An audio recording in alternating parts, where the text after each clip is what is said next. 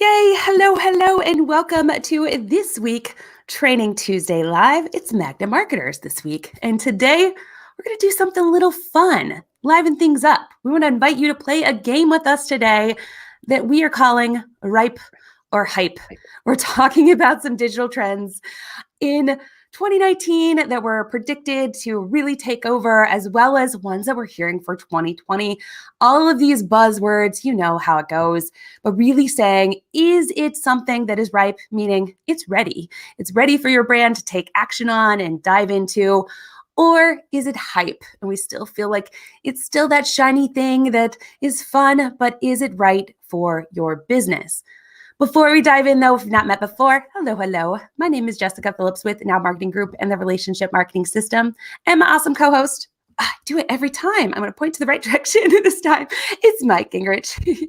He's the president of Digital Hill, the co-founder of the popular apps Waftio, Tabsite, and a published author extraordinaire.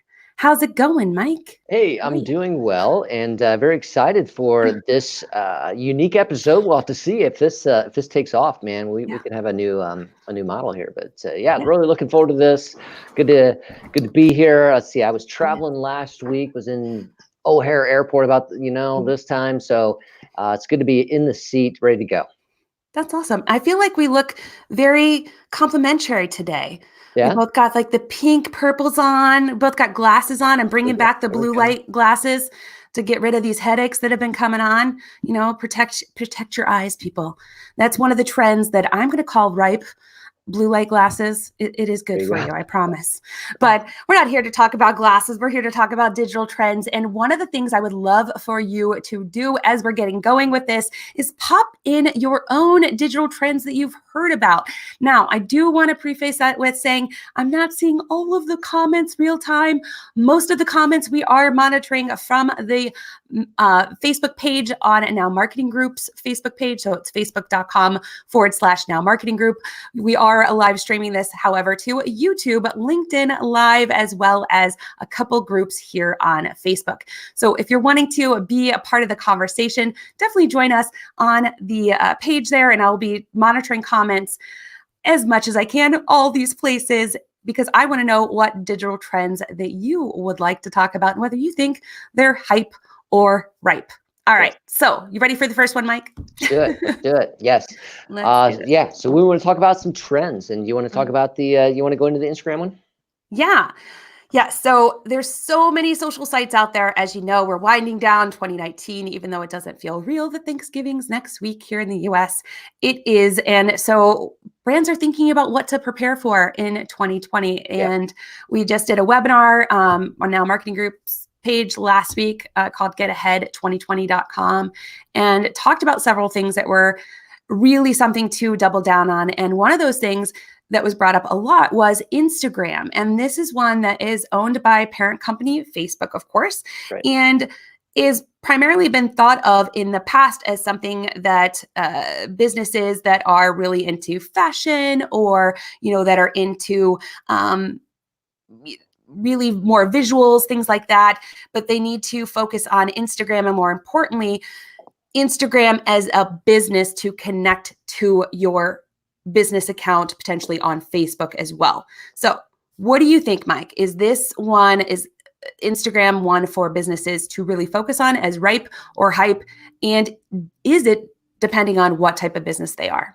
Right. I think that it is ripe for a growing market of businesses and industries. Okay. So that's just increased. I think that, a year ago, just based on who was on there and that type of thing, it was narrower, but because of what Instagram, because of the growth of the demographic on Instagram, and because of the growth of the tools that Instagram has released, that it is ripe for a much broader segment. I think it is one that is very important for businesses to consider, take a look at, because the demographics don't lie, that people are spending a significant amount of time there. There's a load of people on there, and it's spanning age brackets and a lot of things. So with those tools, I think very, very powerful tool. I know that I spend a ton of time there. Yeah, absolutely. I will have to agree with you. I think Instagram is ripe for 2019, 2020. It is one that brands could invest in when done right. So here's the keys I feel like for doubling down on Instagram, if it is going to be a focus for you, is using real people doing real things, real time type post, as well as using the stories more often in your posting and being really thoughtful in what you're sharing on your brand account. So it's not one that you have to publish on. Now, I'm sure that Instagram experts are going to come after me for saying this, but publish natively on your page every single day is a post, but it's one that you could get involved in the stories every single day. Yes. But the focus there, I feel like, is really just highlighting your business in a visual way of showing who you are, kind of how you show up. And, it's a platform where people are spending time. They say, an average Instagram user spends an average of 53 minutes a day in 2019 was the stats. 71% of the billion monthly active users on Instagram are under the age of 35. So something to take into consideration. And there's a billion active users on Instagram now. So it's definitely one that's going to get visibility. They're going to be able to understand your brand quickly because of the images there, but it is going to be one that you have to focus on your strategy and how you're using it, and not just posting kind of same old copy that isn't really going to say much. Yep. No, I totally agree. I think that's a point to be made, that I don't think you do have to post daily on Instagram. I think that we've seen that trend shift, and as well with the growth of stories and all that is involved with stories, I think that's really an important factor to consider.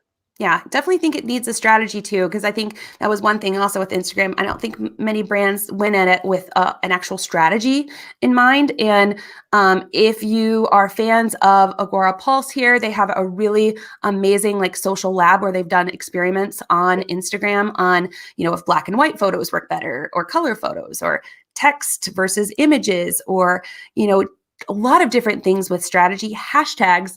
And they've proven several things that work with a strategy. So using hashtags, definitely, being strategic in the types of colors that you're using versus black and white, and, how you're kind of showing up on that platform. So do go at it with a strategy, but it's definitely one that we are giving the thumbs up for ripe, one that you definitely should invest in a brand in 2020 moving forward. So let's go on to the next one, which is a little tricky, chatbots. So chatbots have got a lot of attention over the past 2 years. It's growing quite a bit.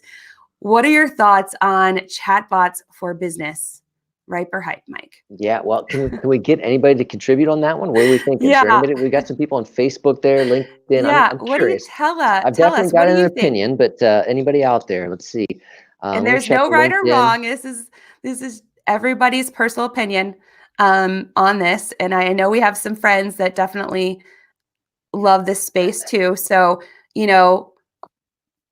there might be some back and forth on this one. This is what's fun about it. It's the game. There's no right or wrong. So what do you think? Chatbots, ripe or hype for business in 2020? What we need is some of that, I'm thinking like Jeopardy music in the background. Until somebody weighs in on that kind of piece there, what they think. Do you want to start on that one? You're so backpedaling. You don't want to answer it. Well, I can. I'll do it. It's fine. I'll talk too much, but I just want to consume the time here. It's good. I'll take the bullet for that one.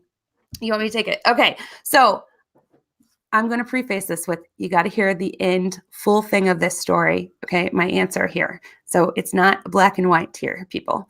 I'm going to say that it is hype first, unless instead of focusing on being a chatbot, you are focusing on conversational marketing. And what I mean by that, and this is definitely a big one that is ripe, so ripe, is looking at messenger marketing as an opportunity to start a conversation with your audience in a meaningful way. So Where I think it's gotten tripped up to be the hype side is where people are just getting these chatbots and they're not knowing what they're doing and they're just setting it up and installing it and doing some things that are annoying to people. Like I love my girl Kelly Noble Marabella. She knows how to, get it set up right and how to set it up. And Facebook even does believe in this as well. Now, granted, they've made it really difficult on some third-party tools, which Kelly will tell you it's a lot that, she's had to deal with, integrating with the tool that she's using and representing to get some messenger marketing integrated with Messenger. However, Facebook, on the other hand, if you have not been in your inbox recently on your business page, go to your inbox and then scroll down to the automated response section.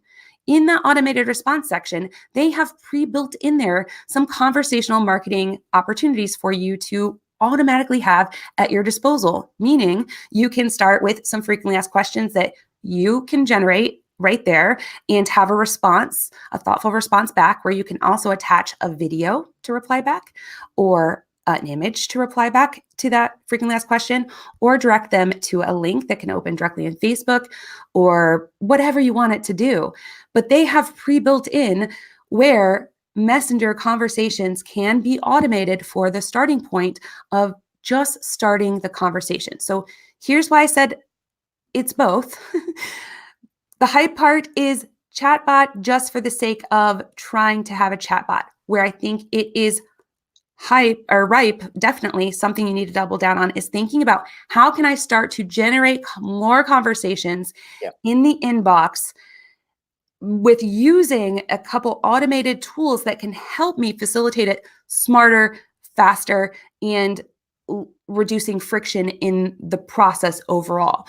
That is where I think brands can definitely double down on. But chatbots as a whole, with so many businesses just not knowing kind of where to go with it, I guess, is what I'll say.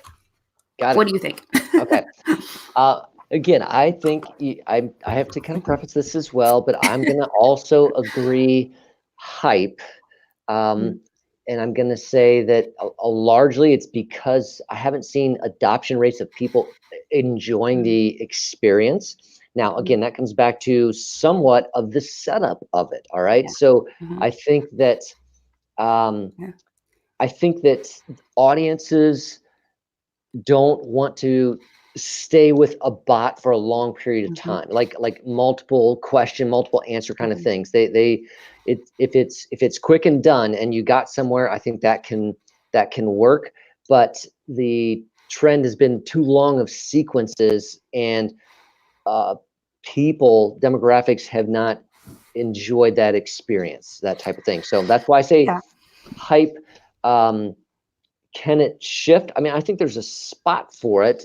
But it's has to be done correctly and done in a succinct way and intelligently, with getting someone to what they want quickly. Yeah, and what I would recommend is starting with just a messenger conversational marketing, like we said, starting with even using the free chat feature that Facebook gives you. That's another thing in your messenger section. If you go under page settings and then go into the column on the left of your business page manager in Facebook, they give you a messenger section of there where you can add a free chat window to message section to put on your website, so somebody can start a conversation with you and you're able to respond back and forth directly from Messenger on Facebook. Now, granted, they have to have a Messenger account. So those things are big, and that is super helpful if you've ever been on a website and need a question answered. What we're talking about is having a follow-up of automated sequences sent out, and it can be done right and thoughtfully. We've seen it done. We've used it at Social Media Week Lima even, and it was a great response to that. But where we're saying some of it is harder to, adoption rate is a little bit harder for businesses if they don't have someone doing this for them. Let me preface that, is where it could be some hype that you really need to think about. What is your strategy? How are you using it to help someone? And what is your overall approach? And then making sure it's done right. If not, it can be a nightmare and it's going to turn people off more than help. Yeah. So contact Kelly and she'll help you out. Got it. Set up. All right, let's move on to the next one, Ripe or Hype. And a quick shout out to a couple people joining in with us today. Let us know where you're joining in from and what are those trends that you would like to break down as hype or ripe. Hey, Russ Brand, good to see you on here. Hey, Josh, how are you? Good to see you on here as well. But yes, give us a shout out and let us know what you are working on this week. All right, the next one. Ooh, where to go from here? Let's say. All right. So the next one is stories overall. So this could be Facebook stories, Instagram stories, kind of touched on a little bit, but what are your thoughts? Hype or ripe? Ripe. Yeah. I mean, I think I already touched on that a little bit with Instagram, but yeah, people are spending time there. It's a new method. I think what you're seeing, I mean, and Facebook's even talked about this with their newsfeed in general, of the possibility of moving to a different model there. So against where you're scrolling left to right in the English language case, and I think that's what you're seeing with stories, that people are really enjoying that experience, and it's getting some personal content, it's getting some behind the scenes content. It's helped up the personalization. This is real, this is the business type game. Absolutely. Yeah, I would have to agree with you. It's definitely one that is ripe. It's ready for brands to embrace stories thoughtfully and think about the platform that you're doing it on, get your team involved. It's a great way of showing up and building relationships with your audience, letting them feel more connected into your day-to-day, whether you are in front of the camera or you're behind the camera, showing some things from behind the scenes. But it's definitely a way to engage your audience. I actually pulled a stat that I will share in the group and in the recap, rather, with the notes from the show, but that most people prefer to learn about a new product or service through short videos. So if you are using stories, and it is called stories, it's not like it's a promo reel or whatever, but stories to showcase a day in your life and what you're doing, and kind of like a mini little take you along with me behind the scenes. It's a great way of letting people introduce your audience into what your day is all about, and keep you top of mind, and them to get to know you more often, but also to help people learn something specifically that you can share really quickly in a story, because people do prefer to learn about something from a video. So it's a great way of staying connected. Short form content, I believe that is something that's going to stay around for a while. So I agree with you there. Got it. Moving on to the next one. What do you want to focus on next? Which one? I tossed this one in there as a late addition here, but I think that it needs to be talked about. And if we're talking about 2020, this is relevant here. So I brought in TikTok. Okay. Yes. TikTok. Is it ripe or hype? Are you asking me? Yeah. Okay. So for TikTok is definitely ripe for younger people. I don't think it is ripe for businesses in how it's set up. And I don't think we should ruin it for all of our children. Okay. So let's not jump on this bandwagon and ruin it. Now, is it a lot of fun? Heck yes. Is it the most creative platform that I've seen out there, and how it is creating just fun, really? I mean, you cannot go on that platform and not smile and laugh and really just your creative juices flowing, which is awesome. However, for businesses, and this is all we're using this for, is to talk about business use cases for it. I don't see a business use case unless you are working with someone as an influencer, right, that is showing up on that platform, because you do get great visibility. It is great to kind of show up there, and you have a great audience. However, the audience is a younger, completely super younger demographic. So there could be some specific niche businesses where it would make sense, but for the majority, don't go on and ruin that platform for all of our kids. Yeah, and you're seeing some big brands as well that are doing well on TikTok, and kind of, again, another place to follow their content. I've enjoyed it from kind of a sports scenario, so I can follow some ESPN, that type of thing, and quick get highlights and that type of piece there. I have gotten a few ads on there from larger brands, that type of piece. So there's some things there. So I say it's ripe to pay attention to. Absolutely. I agree. Ripe to pay attention to. Don't just ignore it and say, I don't need to know anything about that. You need to kind of follow what's happening. I agree with you there. Definitely. Yeah, definitely check it out. I mean, there's some creators that are doing some amazing things. Yeah, Like yeah, I absolutely. love Judy Fox does a great job on there. Like Brian Fanzo's been, on there doing some really cool things, checking it out. I've just been a lurker and following my children, they're doing some things. However, I tell you, it has some serious power and influence over that demographic. Like that's where my kids learn about everything. I was a Visco girl for Halloween this year because my kids had heard about this and found out all about it on this app. And so it's definitely one that they spend all of their time on. It's this and YouTube. That's where they're hanging out. Okay. All right. So we got to go into the next one, and let's come back to Facebook here, and let's talk about, is it going away or is it here to stay? That was a lot of like 2018 going into 2019. It was like, everything is dead. Social media is dead. Facebook's dead. Like everything was dead, was all the headlines. And we actually did a video kind of laughing at that. But there's still been talk of Facebook just not really generating results. Honestly, there is a low engagement rate, like 0.09% on, organic posts on average with several different social media platforms. And one that's been called out a lot is Facebook. And that it's really just not one to pay attention to anymore. And that it's one that businesses shouldn't, take very seriously. And that's been some of the predictions and hype, if you will.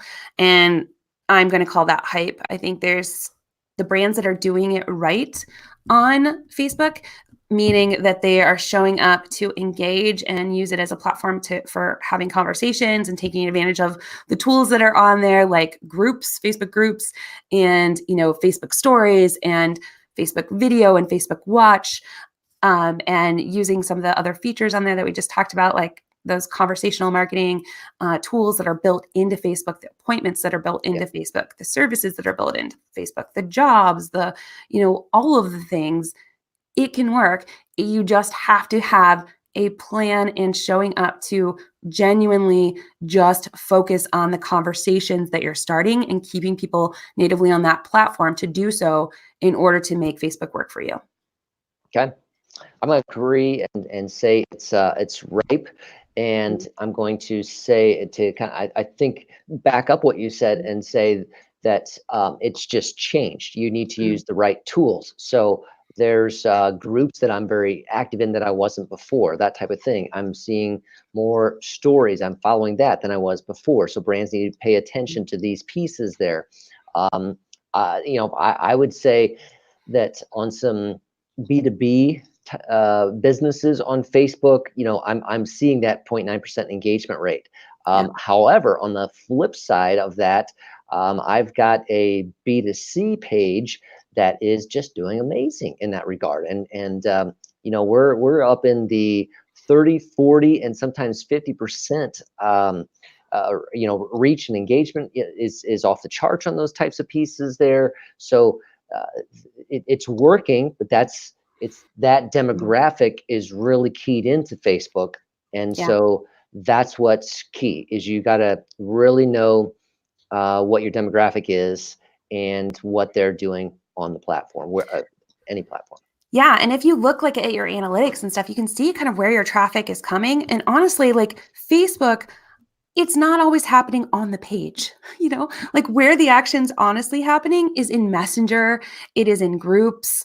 It is in, like we've talked a lot on here, on dark social, where things are happening in private communities and private conversations. That's where the action's happening, and so for businesses, yes, have your plan and your strategy on your page, but look at, and that's like your digital storefront, if you will, to show up and engage, but then look at the other opportunities that are on Facebook to really get the most out of that platform. The news section there, all of the things that they have built in to the business manager that you could really take advantage of, especially now with the Creator Studio.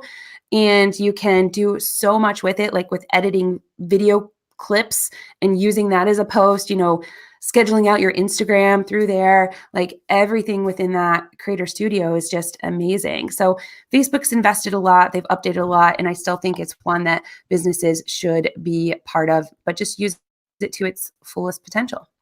Yes. All right. All right. Keep moving. Let's dive into the next one. ARVR. What are your thoughts? Augmented reality, virtual reality, definitely had a lot of buzz, online and everywhere. Yep. So what are your thoughts? I come out on it a little bit like I did with TikTok. I'm gonna say hype a little bit yet, but coming. I think that for the average person, you're not seeing a ton of people using that, so therefore not highly engaging for the masses or for the audience yet. But I think I'm seeing more and more. So like TikTok, I'm saying you need to watch it. You need to see what can happen, what the new tools are, to see if there's pieces that come down to your business that can be relevant and used. And so it's one to watch. Yeah, I agree with you as well. Unless you have a budget to really double down, I think where it would make sense and where it's going really with augmented reality and virtual reality is really some of the things that it can do with some of the tech that's being pre-built in. It's kind of like how we're evolving with AI in general. Yes. With messenger marketing and progressively profiling and some of the things that are really being built into a lot of the software that we're used to using on a daily basis, facial recognition and all of those things. That is super crazy. And also can personalize things a lot more for us though in the future, which could be a good thing. So I definitely agree with you. That is something that brands need to keep their finger on and really be aware of what's happening. And really it's going to just depend on your business. Like the only spot that I found a client that we could use it with was really in a scenario where they're going to a trade show, and it was instead of them having just a salesperson there explaining how their tool worked, that's a big tool that's used out on highways and breaks through concrete and replaces manholes. Instead of them learning that from a sales rep, they were able to put on some goggles and have this 360 kind of experience of what it would be like to use the tool. That's where it really came into play and was really cool, because somebody could imagine themselves there versus just somebody talking about the tool, right? It has more of an impact. They're able to evoke that emotion of what it would be like and have that fully embodied experience versus just somebody talking about it. Yeah. But it just depends on your business and what you can invest to make sure that it's worthy of creating that ideal experience. So kind of on the fence with that. I would say still kind of on the cusp of paying attention to it, but not being something you go super crazy about unless it really makes sense for your business. Yep, I'm with you. All right. So influencers. Heard a lot about them last year and still talk about influencers, working with influencers moving forward, paying for people to promote your product online on social. Yes. All right. Anybody else out there want to tackle and jump in here? I'm gonna go that I still think there's a ripeness to it for a lot of businesses if done properly. Okay, if done properly. Now, I have to caveat that and say, what will happen if all like counts go away on Instagram posts, things like that? So measurements have to change. Those are the public like counts, but that's you'll still be able to see if people do if you're an admin of it. But I don't know. There's a trust factor there. If there's someone that you respect and they're talking about something, you're going to be more inclined to pay attention to that. So I think there is a value there, and that will continue to be there, and it's something to pay attention to. It does. I don't know. I just keep coming back. I see it when I visualize influencers. I mean, I'm seeing my Instagram on my phone, you know, kind of thing. That's just one of the big spots where I'm seeing it. So I think there's, you know, does that work for everybody? Again, not necessarily. I think that if you're a small business, you know, maybe there can be something that's you're not going to get The Rock, you know, something like that. But maybe there's something in your local community that makes sense there, you know, that type of thing. So I think it all depends on how you work those pieces out, the strategy involved with it. But that's my 2 cents. Yeah, no, I agree with you. I think instead of influencer, it should be advocate. I think you would be paying now in the future for someone that already loves and believes in your product and empowering them to do more. So like I'll use the example of like Mari Smith, like already love her, respect her. She already, I know, like loved Wave. And then now they're paying her to really be that face of Wave to help transition people that are in this space to see how that tool could be used, right? So like that, it makes sense. It's already somebody that's kind of aligned. It makes sense. Now, when I see just a person online kind of sharing something and talking about it as a paid influencer, and they just have this product on, kind of model posing, that kind of thing, like that does nothing for me. And I don't like it. And there's so much of this false influencer community, if you will, that needs to be cleaned up for brands to really be successful. So I think if you are, I agree with you, the influencers are ripe, but you need to look at it not from, I'm going to go to a website and find influencers for hire and then find, you know, pick one and pay for them and send them product. I've had a ton of clients that have done that before and then come to us like, it didn't work for me. Well, they didn't even know that person, right? And it was just somebody that gave them some vanity metrics and said how their page can really produce these results for them, instead of finding somebody that already loves their product and would be willing to share it, or aligned, you know, as a big advocate that would make sense for their brand to send that off there. So think of advocates instead of influencers. So of course you want to get that organic as much as you can, you know, and find ways of creatively kind of influence, having people want to advocate for you for free. But then of course reward some of them that would make sense, you know, for their travel and time and that kind of stuff, to be able to share it even more further on, I should say. Yep. Good. Okay. Moving down the list. All right. So video. That's been one that's been on the list for years. It feels like, at least like the last 5. But more and more, it's like, okay, 2020 is here and 80% of the web, what was that Cisco stat? It was like 80% of online is going to be like video by the year 2020. And we're definitely moving in that direction. Like if you look at Google anyway, like a lot of the search results are coming up with video, and see our social pages and all the platforms, videos popping up. So what do you think? Right or hype?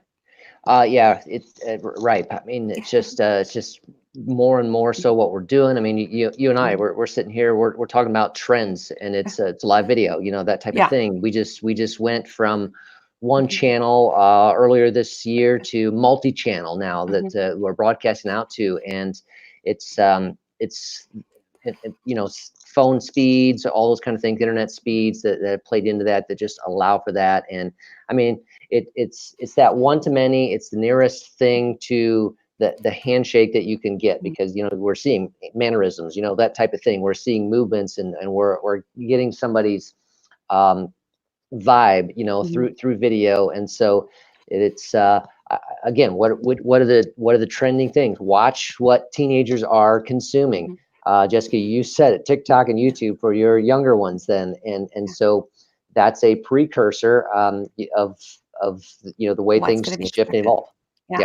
Yeah. And not just video in live video. So I really think it's ripe, but video needs to be on landing pages, you know, of your website, video for how-to tutorials, short video. We just shared that stat that people want to learn about how to use a product or service from a video. Like I was just going through purchasing a software yesterday, and I'm like, show me how to get this started. Like, I don't want to read this long thing. Like I need to see what it looks like. You know, double down on your video and really show up in a way of creating video content that can be shared on your social channels, as well as in on your website, and really using that not only just for engagement in social, but also for search engine optimization, because so many things have changed in SEO and will continue to change in 2020. And video could be a big part of helping you break through that sea of samesies and all those brands that you're trying to kind of stand out against on there. That's good. That's good. All right. Break through the same piece. Yeah. The other thing with video too, honestly, is email, video and email.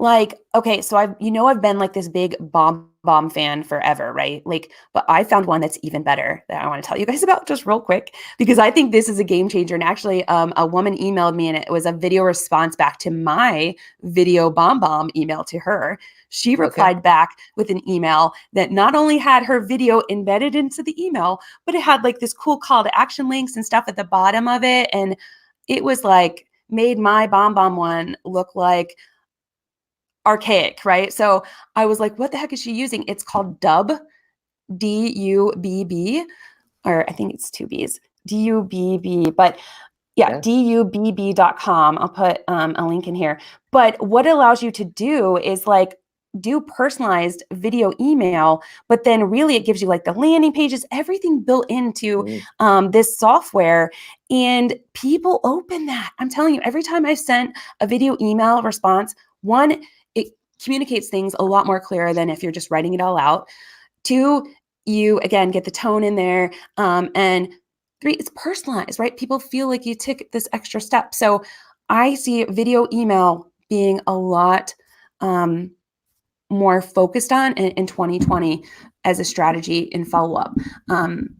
One other quick example is a woman sent me an email trying to solicit me, which I immediately usually ignore those. However, in this email was a video kind of clip that started playing. It's almost like a little GIF of her going through my LinkedIn page and clicking on things.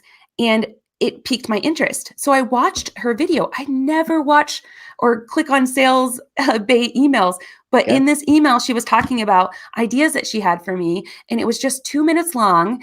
She sent it to me in this email. I watched it and I replied back to her, and we're going to do a call.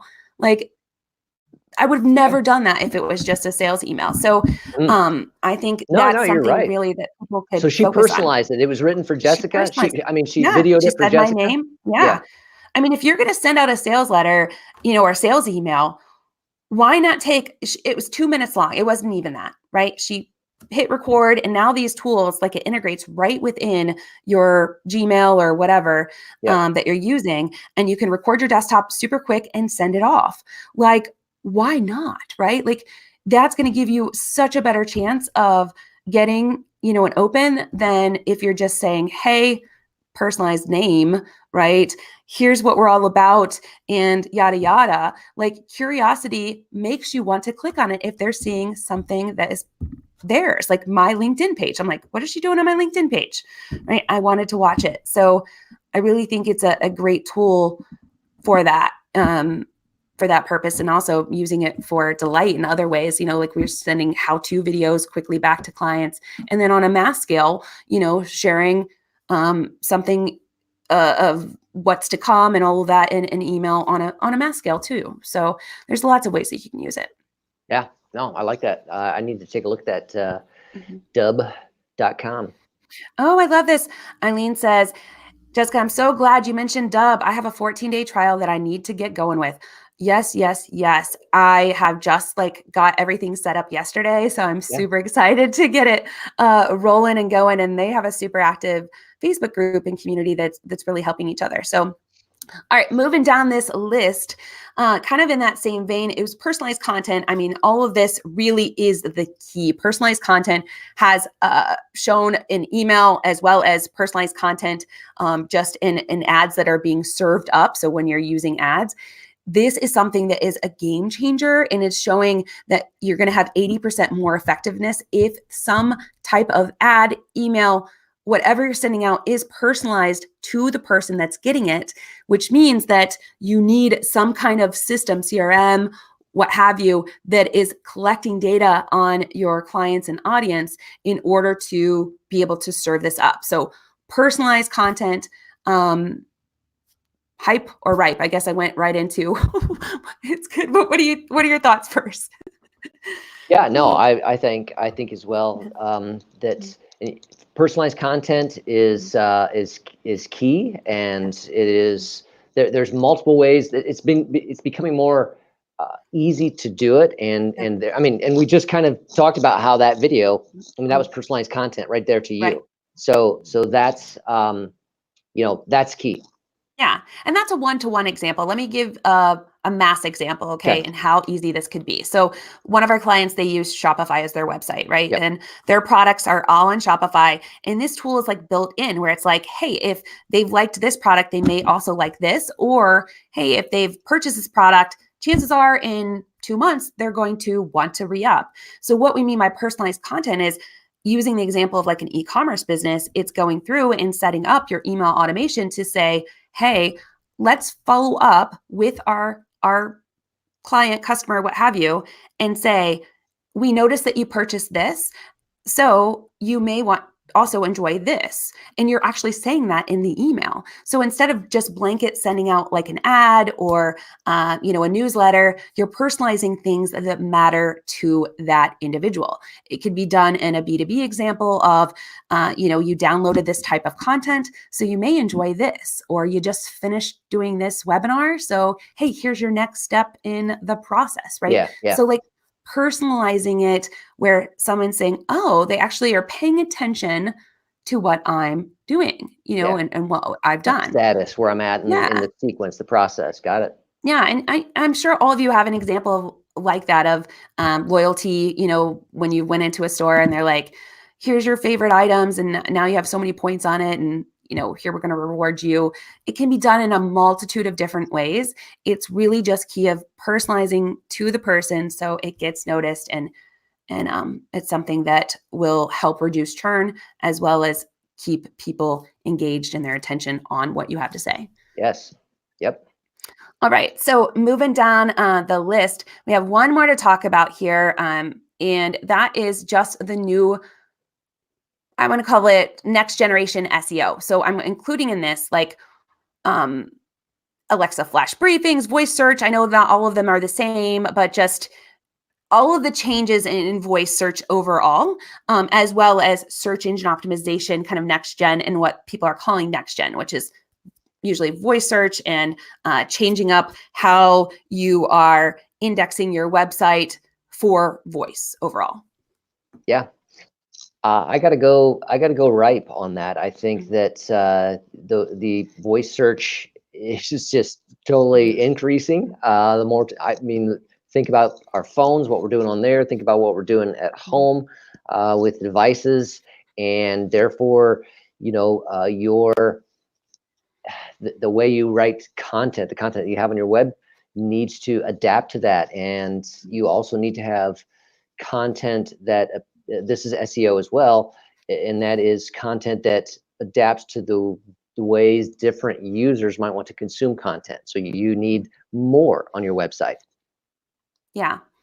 And I would have to agree. Some of the voice stuff I think is still yet to be determined, but I do think you should focus on writing the content on your website and just your overall search engine optimization strategy. We said it earlier, and making sure that you're investing in the SEO tech stuff. So like meaning like how your data set up on behind the scenes, like what a user can't see, definitely have the content there, but making sure that it's all organized correctly. I think that's something brands really need to focus on in 2020, because that's going to make a huge difference in how it's being indexed on different sites, and mobile devices, not just, Google desktop, right? And being searched there. So absolutely right. That is ripe and something that definitely needs to be focused on. In regards to Alexa flash briefing, I haven't seen a lot of people jump on that. I love what Ross Brand is doing, but not one that I've seen a huge growth on, but definitely one that just smart devices overall has grown and continues to grow. And I definitely think this is something that, like ARVR, just pay attention to, and something that you need to be ready when it comes. Keep your finger on the pulse. Definitely. The last thing that I'll mention on here for Ripe or Hype, unless any of you have Ripe or Hype suggestions of digital trends that we didn't mention, which ones did we leave off? I know there's a ton that were mentioned. I looked for the ones that were most often referenced for 2020 and 2019. So let us know if we missed one and what your thoughts are on that. But the last thing is just changes overall with YouTube. And if you've not seen this before, it's the COPA. And that is, the Children's Privacy Act from the lawsuit that was just, have you heard about this before I dive into it, Mike? Well, I'm aware of it on YouTube for sure. I mean, that's where I've seen it. I don't know the backstory on that lawsuit though. Yeah. So there was a big lawsuit. I don't remember the name of it. I'd have to look it back up. But basically, there was a lawsuit that was lost by Google, and it was all in regards to children being targeted on their channel and being featured on YouTube. And so what has transpired from here is that now, anytime you have a video that is targeting children or something that children would enjoy, like whether it's the music, the people that are on there, the background, what have you, you have to disclose that on YouTube, and it will then remove comments. It will remove where your analytics on the video and how you're embedding it and all of that on your channel. So I wanted to just mention that as something that brands that is definitely ripe and something that you should look into as we're talking about video, is looking at how you are organizing your content and how you're putting it out to the world and what it's going to, how should I say this? How you are going to share it out on your YouTube channel. So making sure that you definitely have permissions for your music, as well as, all the right settings on who's in the video, who's going to be targeted in the video, and what you need to do in order to make sure that it is secure, or else you could end up with a big fine. So we went through all of our videos for clients and ended up changing out some of them, because it wasn't even just like if it was targeted to children in general, is even if there was children featured in the video that are under the age of 13, like you have to put if it's for children or not in there. And like when YouTube, I just shared the link to the article and reading more on it, but it's something that you need to go back and even all your old videos, check out and turn those settings on each video and your channel overall. So yeah, no, I think all kinds of fun. Yeah. I mean, that's the challenge. Yeah. So basically, that's another layer of evaluating kind of your content, so that you don't get caught up in whoa, oh, what's this? Our channel's getting shut down, or whatever, that type of thing. Yeah. The whole key with this is planning out your strategy for next year, finishing 2019 strong. Those are just some ripe hype, some of the things, that you need to think about as you're putting together your strategy. I know there's so many shiny objects out there and things you want to double down on. It's really just going back to the basics. What are your goals? Who are you trying to target? And what is going to be the best use of your time, as well as maybe who do you need to bring in to help you out with that solution. So hopefully this gave you some ideas on some areas that would make sense for you to double down on. As always, if you have any questions, please feel free to reach out. We do have a free guide on getting ahead in 2020. Go to getahead2020.com. Get your guide to 20 ways of really standing out in 2020, as well as a free webinar on the predictions for next year backed by data. So hopefully this was of value to you. Thank you so much, Mike. It's always good to hang out with you on Tuesday. Yeah, definitely fun. Appreciate it. And yeah, I liked it, kind of hopping around different things like that, and kind of getting to whether it's fluff or substance. That was fun. Yeah, we'll have to do it again with something else. It was fun. Sounds good. All right. All right. Well, hope you guys all have a good rest of your week. Look forward to seeing you next Tuesday, 4 p.m. Eastern Standard Time. Until then, see ya. See ya. Take care.